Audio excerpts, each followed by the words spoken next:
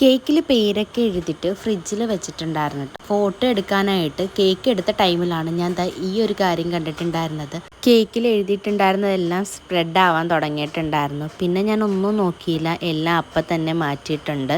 ഞാൻ ഇതുപോലെ തന്നെ കസ്റ്റമർക്ക് ഇനി കൊടുക്കുകയാണെന്നുണ്ടെങ്കിൽ ചിലപ്പോൾ ഫുള്ളായിട്ട് സ്പ്രെഡായി വായിക്കാൻ പോലും പറ്റാത്ത അവസ്ഥയിലായാൽ അങ്ങനെ പിന്നെ ഞാൻ കംപ്ലീറ്റ് എടുത്ത് മാറ്റിയിട്ട് വിപ്പിംഗ് ക്രീമിനകത്തേക്ക് റെഡ് കളർ ആഡ് ചെയ്തിട്ടാണ് കേട്ടോ പിന്നെ ഞാൻ പേര് എഴുതിയിട്ടുള്ളത്. ഈ പേര് എഴുതുന്നത് വൈറ്റ് ചോക്ലേറ്റ് ഗനാഷിൽ റെഡ് കളർ ആഡ് ചെയ്തിട്ടായിരുന്നു ഫസ്റ്റ് ഞാൻ എഴുതിയിട്ടുണ്ടായിരുന്നത്. പക്ഷെ അത് ഫുള്ള് കുളമായിട്ടുണ്ടായിരുന്നു. എന്തായാലും എഴുതിയത് കംപ്ലീറ്റ് മാറ്റിയിട്ട് എല്ലാവരും ഒന്നും കൂടി ഫിനിഷ് ആക്കിയിട്ട് നമുക്ക് ആ ഒരു പേര് കംപ്ലീറ്റ് എഴുതാൻ പറ്റിയിട്ടുണ്ടായിരുന്നു. അവർക്ക് പറയാനുള്ളത് ആ ഒരു കേക്കിലൂടെ എഴുതിയിട്ടാണ് ആൾക്ക് കൊടുക്കുന്നത്. അതുകൊണ്ട് തന്നെ ഞാൻ കംപ്ലീറ്റ് മാറ്റിയിട്ട് നല്ലതുപോലെ എഴുതാനായിട്ട് നോക്കിയിട്ടുണ്ടായിരുന്നു. കേക്കിൻ്റെ ഫൈനൽ ലുക്ക് ഇതായിരുന്നു കേട്ടോ. അപ്പോൾ ഇന്നത്തെ വീഡിയോ ഇത്രയേ ഉള്ളൂ. വീഡിയോ ഇഷ്ടമാണെങ്കിൽ ഒന്ന് ലൈക്ക് ചെയ്ത് സപ്പോർട്ട് ചെയ്യണേ. അടുത്തൊരു വീഡിയോ ആയിട്ട് കാണാം കേട്ടോ.